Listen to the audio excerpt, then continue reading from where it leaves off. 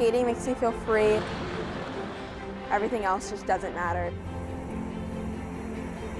When I'm on the ice, I don't have to express myself through words. It's just I'm skating, and that's all I have to focus on.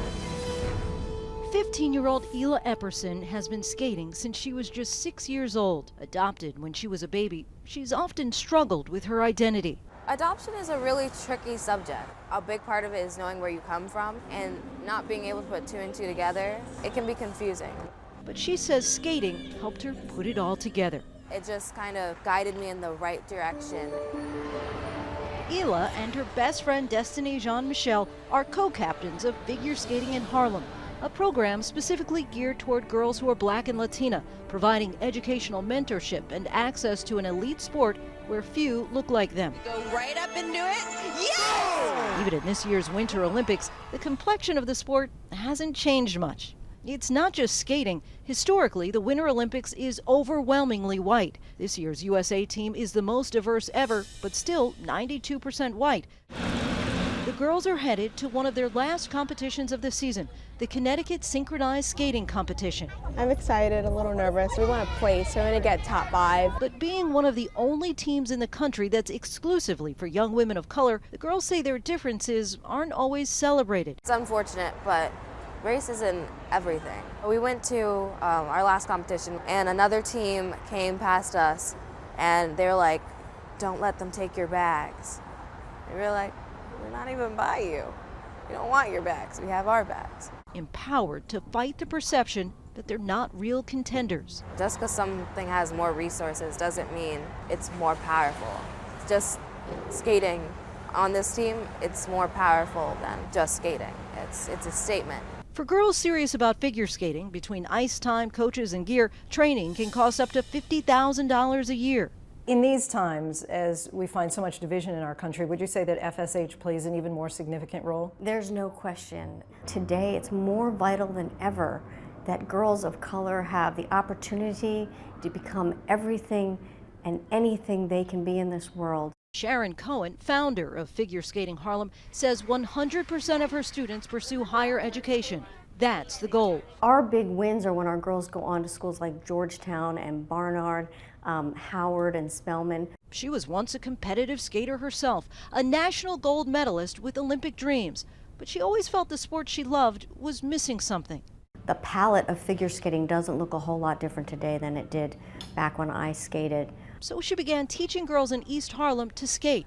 In 1997, she created a formal organization funded partially through charitable donations. They train on and off the ice twice a week, taking classes in science and technology and leadership. Anyone here ever coded before? Show of hands. How can ice skating be transformative for someone's life? It's really hard to figure skate. It takes perseverance. Yeah. Something I learned firsthand. Exactly. Yeah. I got a lot of practice to do. In order to learn, you have to fall. So I fell a lot. What does ice skating bring to your life? Ice skating definitely brings confidence to my life. I just feel like this is where I'm supposed to be, like my home.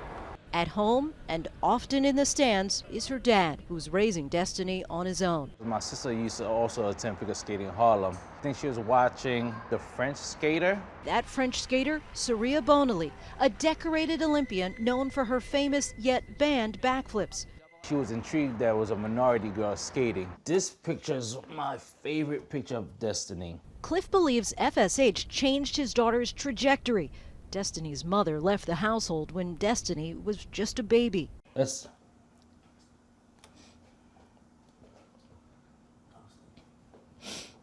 What are you thinking about right now?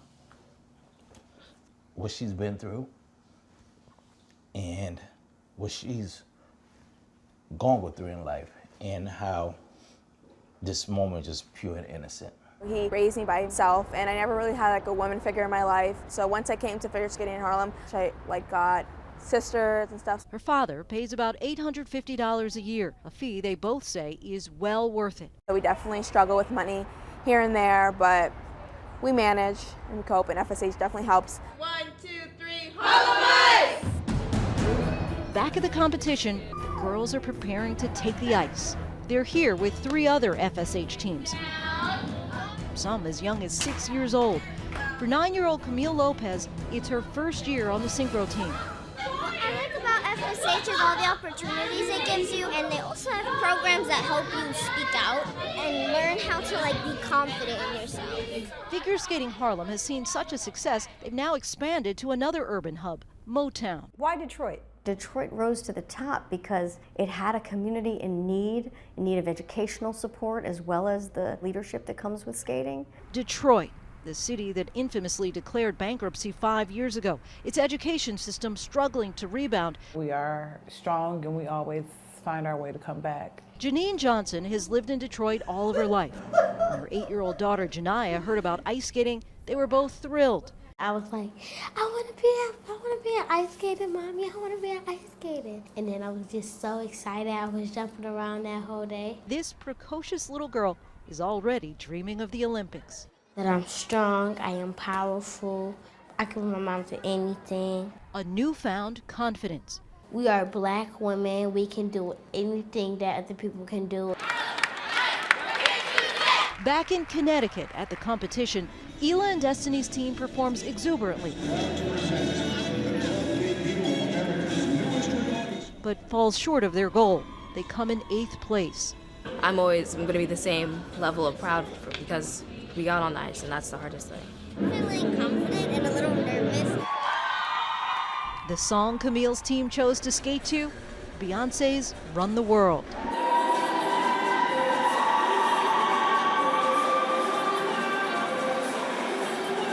For the younger team, victory, vindication, and validation. And then first is Harlem. They're astonished, oh my God, these people are black and they won first place? Wow, that's incredible, wow.